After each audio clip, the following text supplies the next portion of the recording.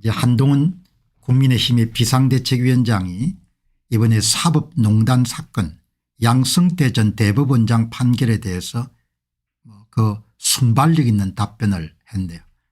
한동훈 다운 답변이 나왔기 때문에 이런 이제 한동훈 씨 건을 다루면은 우리 편인데 그냥 다 덮자 이렇게 이야기하지만 저는 거기에 대해서 반대입니다. 우리 편이든 남편이든 간에 올바름에 대한 그런 추구가 있어야 사회가 유지가 되지.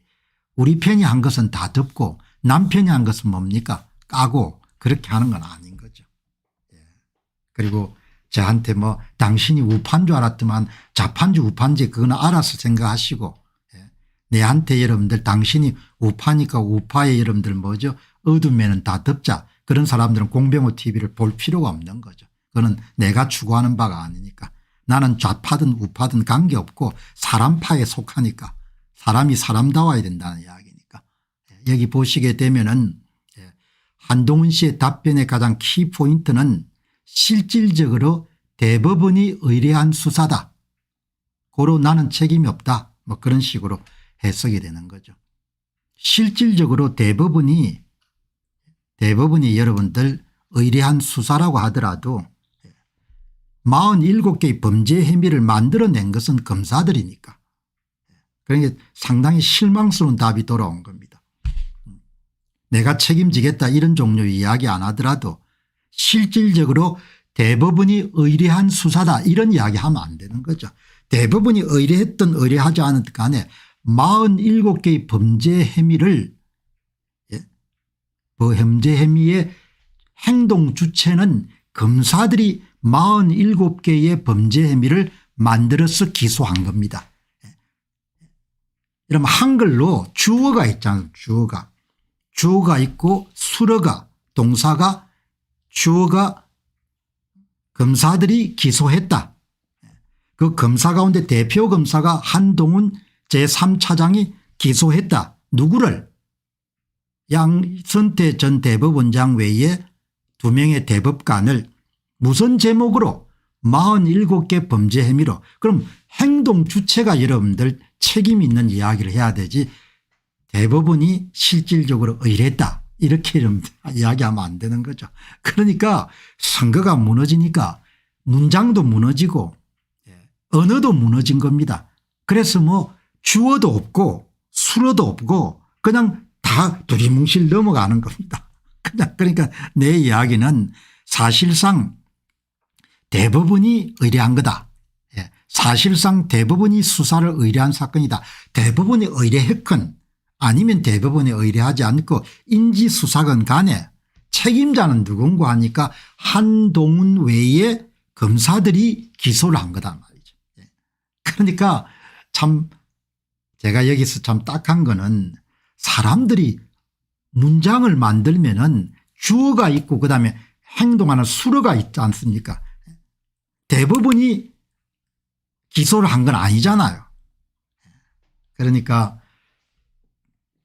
제가 뭐 한동훈 비상대책위원장에게 무슨 감정이 있어서 이런 이야기를 드리는 것이 아니고 옳고 그름은 한 번 정도 짚고 넘어가야 된다. 다른 데서 이런 이야기를 안 하기 때문에 나는 해야겠다는 거죠. 해야겠다. 지금 이교이신 말씀처럼 한동훈 비상대책위원장의 대답이 좀 궁색합니다. 하명에 따랐다는 거네요. 하명. 이렇게 비겁한 이야기를 하면 안 되죠. 실질적으로 대법원이 의뢰했건 의뢰하지 않았건 관계없이 의뢰를 받을 거냐 받지 않을 거냐는 검사들이 결정하는 거니까 그렇게 하면 안 되는 겁니다. 그리고 이런 중요한 사건에 대해서 한동훈 비대위원장의 발언을 보게 되면은 한동훈 비대위원장의 정신세계 정신구조를 이해를 하는 겁니다. 이 양반도 책임을 거의 안 지려고 하는구나. 공무원 생활을 오래 하게 되면 책임을 잘 안 지려고 하는 성향이 많이 생기지만 그런 이야기를 하면 안 되는 거죠. 물론 지금 우파 진영의 유튜브들은 다 뭐 이런 이야기 거꾸로운 이야기가 거론돼서 안 된다 이렇게 생각하지만 저는 제가 갖고 있는 양심상 이런 문제를 거론을 안 할 수가 없는 겁니다. 왜? 다른 사람이 더더욱 안 하기 때문에 이야기를 해야 되는 거죠. 이런 것이 다 나라를 망하게 하는 그런 구성 요소인 겁니다. 모든 것을 은폐하고 모든 것을 거짓으로 하고 보수의 덕목이라는 건 정직함이지 않습니까? 잘못했으면 잘못한 걸로 그렇게 이야기하는 거지 않습니까? 출근길에 답한 내용을 보면은 아직 중간 진행 상황에서 수사에 관여했던 사람이 직을 떠난 상황에서 말하는 것은 적절치 않은 것 같습니다. 여러 가지 생각할 점이 있던 사안이고 나중에 여러 가지 평가가 있을 거라고 생각합니다. 당시 윤석열 대통령이 서울중앙지검장으로 수사를 총지휘했고 한동훈 위원장은 제3차장 검사로 수사팀장을 맡았고 2018년 5월에 사법농단 수사를 개시했고 50명 이상의 전현직 판사를 조사했고 특수부에 가장 베테랑이라는 검사들이 대거 투입됐고 이렇게 이야기하는 거 아닙니까? 물론 대법원이 협조를 한 거죠. 여기 기사 보시면 대법원은 이 검찰 수사 과정에서 자체 특별조사단을 통해 확인한 각종 문건과 자료를 검찰에 제출하는 등 수사에 적극적이었다. 수사에 적극적이었다고 하더라도 범죄 혐의를 구성하고 기소한 행위 주체는 한동훈 팀장 외에 검찰의 에이스급 검사들인 거죠. 특수부 검사들인 겁니다. 그런 점을 좀 명확히 정리를 해 줬으면은 그래도 뭐 조선은 싹 이렇게 뭐 그냥 숨기려고 들고 다른 신문도 마찬가지인데 그래도 이번에는 동아가 삿을 통해 가지고 이번 문제의 전후에 대한 부분을 정확하게 한번 짚었네요. 보시게 되면은 양승태 47개 혐의 모두 무죄에도 책임지는 사람이 없다. 뭐 원래 책임지는 사회가 아니니까 그러니까 뭐 특별한 일은 아닌데 그럼에도 불구하고 동아가 삿을 통해서 이번 문제의 시시비비를 정확하게 지적하는 겁니다. 국민의힘은 문재인 정부의 무리한 사법부 장악에 대한 정당한 판결이었다.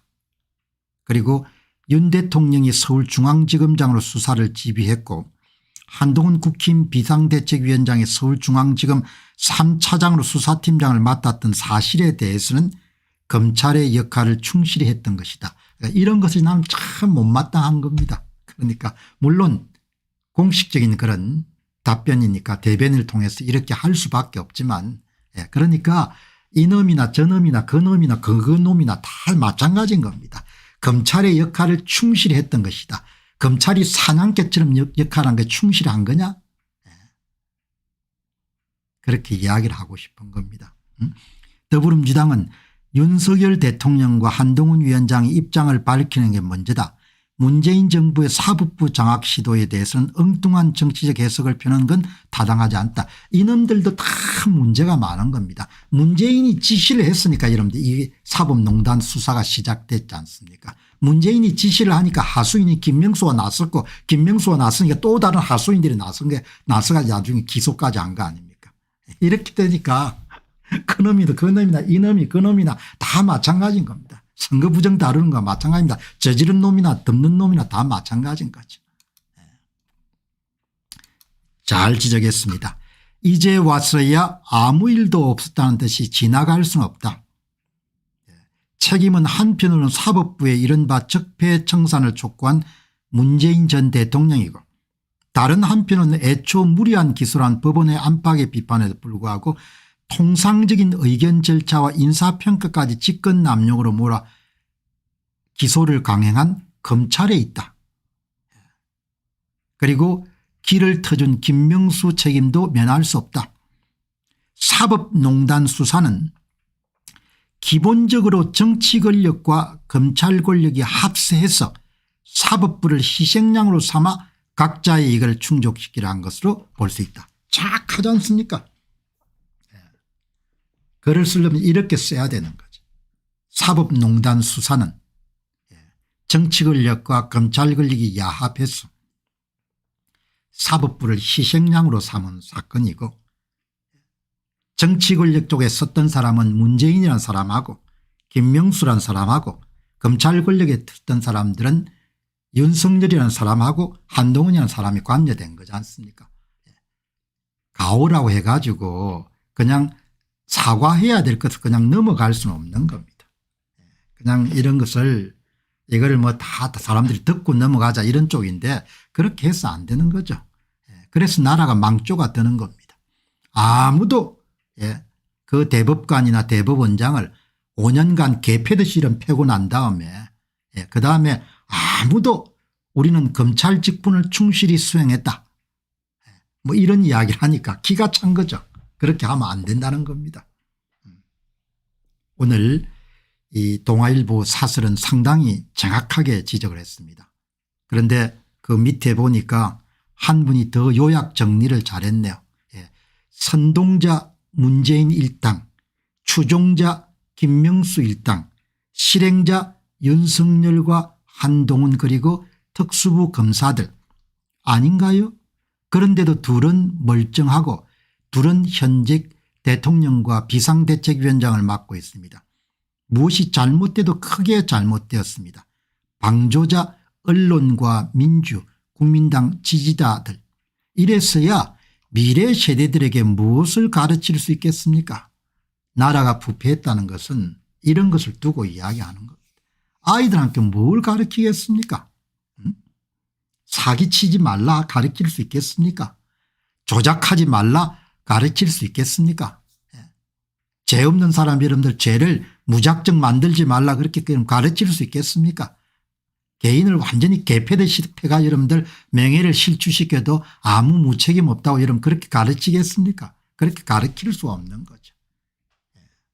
나라가 여러분들 특히 대한민국은 적대 국가들하고 여러분들 대치 상태이기 때문에 우리 스스로가 내부적으로 결속력이 강해야 되고 도덕적으로나 윤리적으로나 정신적으로 굉장히 건강해야 되는 거죠. 이렇게 부패해 가지고 누가 여러분들이 이런 체제를 위해 가지고 총 들고 싸우겠습니까? 그렇지 않습니까? 평화 상태에 있는 국가와 달리 우리는 적과 대치 상태이기 때문에 더더욱 내부적으로 건강해져야 되는 거죠. 그런 건강해져야 되는 상황에서 선거 부정을 9번 저지르고도 다 여러분들 뭐죠? 그냥 넘어가는 것은 그건 치명적인 겁니다. 그거를 사람들은 다 별일 없다고 생각하는데 진짜 망국으로 가는 길인 거죠. 망국으로. 여기 오늘 팀 솔로님 말씀처럼 윤석열 대통령께서 박근혜 전 대통령을 찾아가 사과를 한 것은 정치적인 그런 이벤트라고 저는 생각하고 국민에게 사과한 적은 없습니다. 국민에게 사과한 적 없지 않습니까? 박근혜 대통령 기소할 때도 수사팀장인 한동훈 제3차장검사가 나와서 언론에서 브리핑을 했지 않습니까? 그러니까 책임자 중에서도 굉장히 중요한 책임자인 거죠. 오히려 어떻게 보면은 윤 대통령은 여러 가지 사건들을 다뤘기 때문에 조금 책임이 덜할 수도 있겠지만 준두지휘해 가지고 47개의 혐의를 범죄로 만든 사람이 한동훈 씨지 않습니까? 다른 사람이 아니지 않습니까? 그러니까 사실상 대법원이 의뢰한 수사다 이런 정도 이야기가 나오면 안 되는 거죠. 제가 여러분 거듭 말씀드리지만 한동훈 씨를 공격하기 위해서 이런 이야기를 하는 것이 아니고 나라가 최소한 올바름을 향한 그런 열정이 있어야 되고 그 분야에서 좌파 진영보다 훨씬 더 우파 진영이 더 적극적이어야 된다 이렇게 생각하기 때문에 시시비비를 가리는 겁니다. 그리고 이 시시비비를 가려야 다음에는 정치검사들이 준동 날뛰는 일이 좀 줄어들지 않겠습니까? 9분 부정선거를 밝혀야 그다음에 여러분 10번째 이후부터는 좀 조심할 거 아닙니까? 그러니까 완전히 개판인 겁니다. 개판. 너나 없이 뭡니까? 좌도 개판이고 우도 개판인 겁니다. 썩어도 이만저만 썩은 게 아니에요.